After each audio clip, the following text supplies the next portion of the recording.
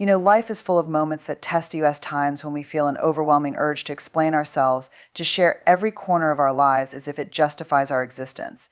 But here's the thing, your story is not a product for public consumption. It's sacred, it's messy, and it's yours. When we share every detail of our journey indiscriminately, we give away pieces of ourselves that aren't always ready to be shared or received. Vulnerability is at the core of human connection.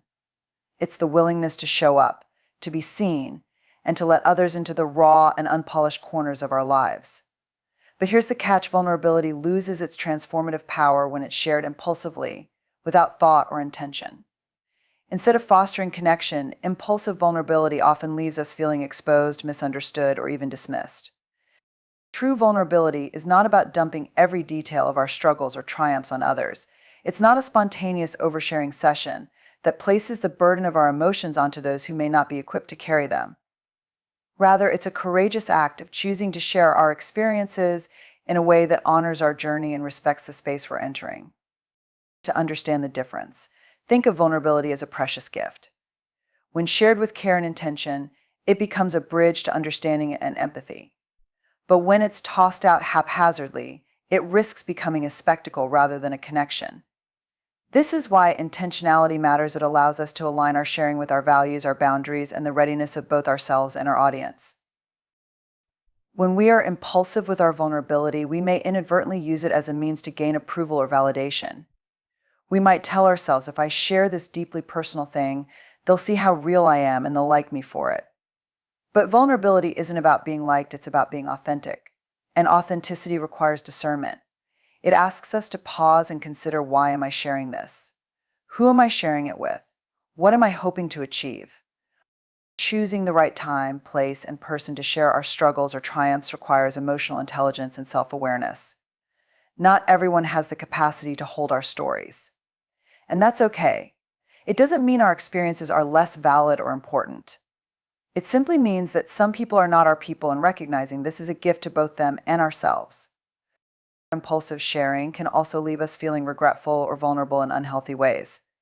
When we speak before processing our emotions, we may later find that the narrative we shared wasn't even the one we truly believe or understand. This is why creating space for reflection is so essential.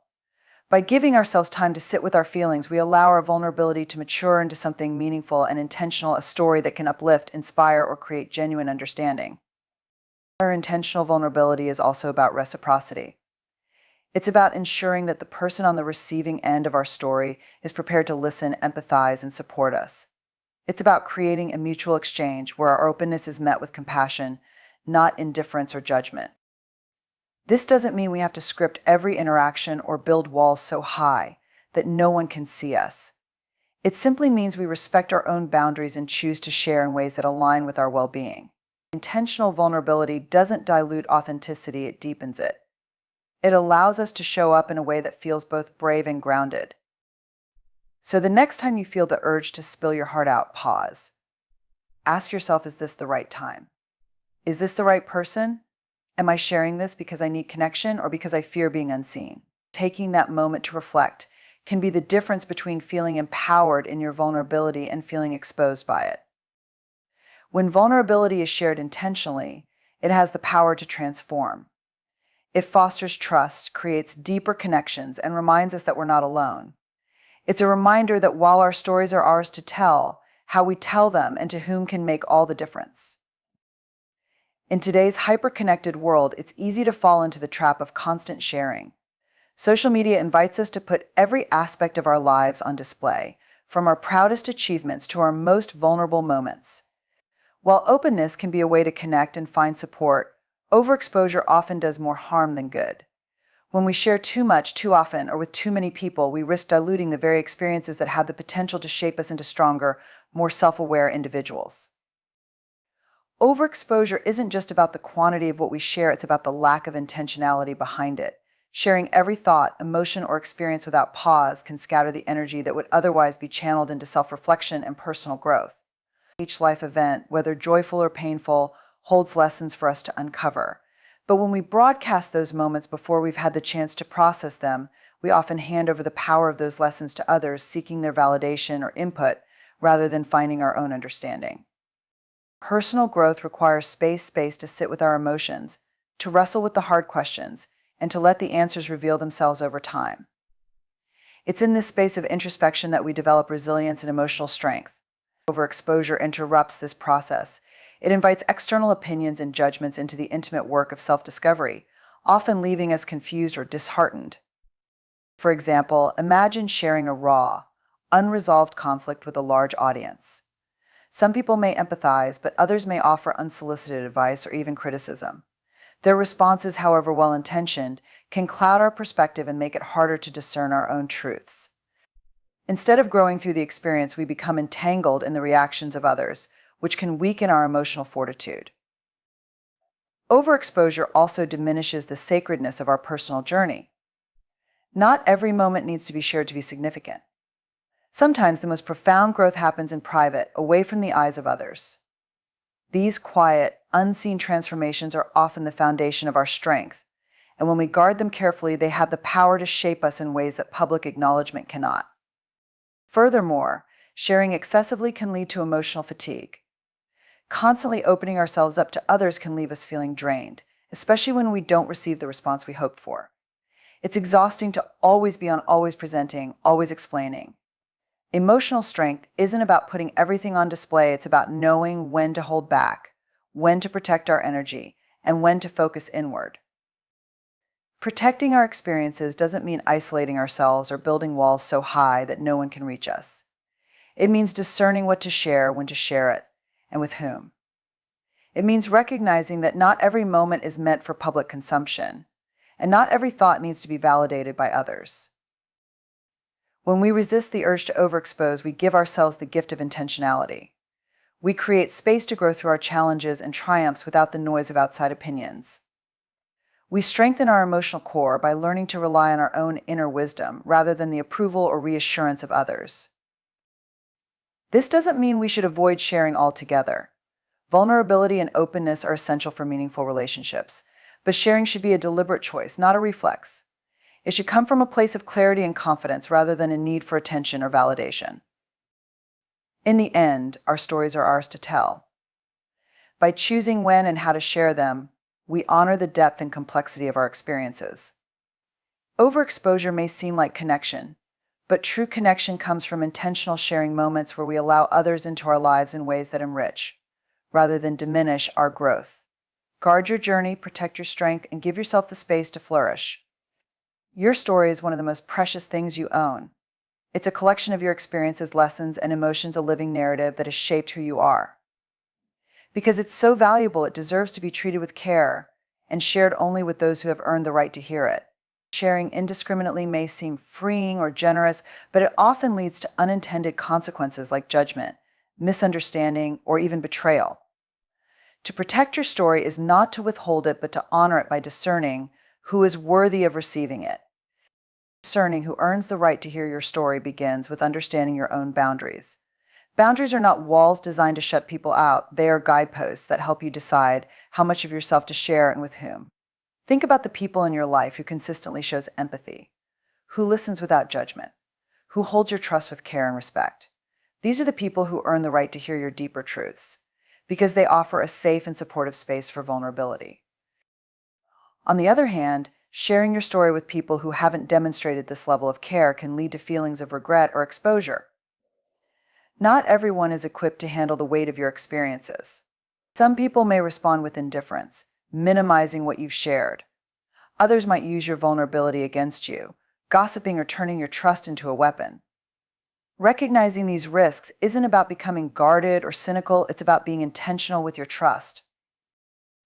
It's also important to remember that not all relationships are built to hold every part of your story. There are different layers of connection in life, some are surface level, while others run deep. Casual acquaintances or colleagues may not need to know your most personal struggles, and that's okay. It doesn't mean those relationships are less valuable, it just means their role in your life is different. Saving your deeper truths for those with whom you have built strong foundations ensures your story is handled with the care it deserves. One of the challenges of discerning who earns the right to hear your story is the temptation to overshare in moments of heightened emotion. When we feel hurt, overwhelmed, or lonely, we might impulsively turn to anyone who will listen, seeking comfort or validation. But impulsive sharing often leads to unfulfilling outcomes. The person we confide in may not provide the support we need, leaving us feeling even more vulnerable. Pausing to reflect before sharing allows us to choose the right person, someone who will genuinely understand and support us. Another key aspect of protecting your story is recognizing when someone has proven they're not worthy of hearing it. This doesn't mean cutting people out of your life entirely, but it does mean adjusting your boundaries. If someone has betrayed your trust or dismissed your feelings in the past, it's important to learn from that experience and recalibrate your expectations. Your story is too valuable to be placed in the hands of someone who has shown they don't treat it with respect.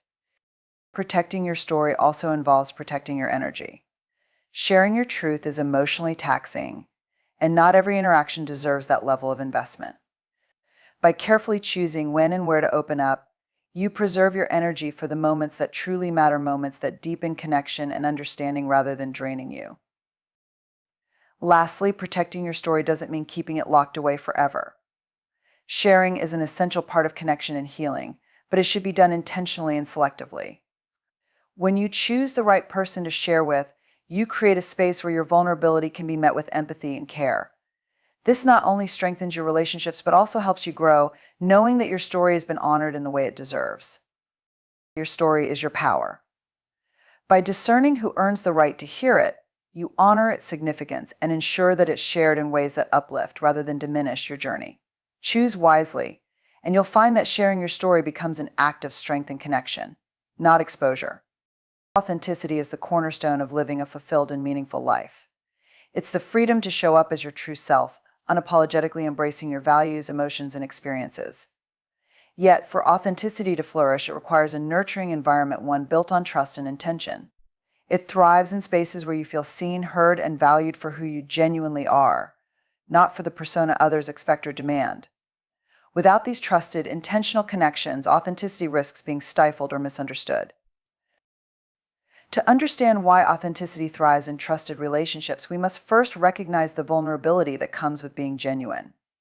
When we show our true selves, our joys, fears, strengths, and imperfections, we open ourselves up to both connection and judgment.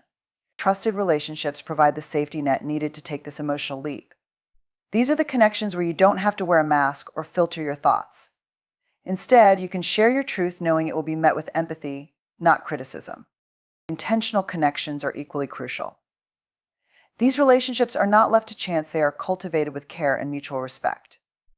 They require effort, communication, and a shared commitment to understanding and supporting one another.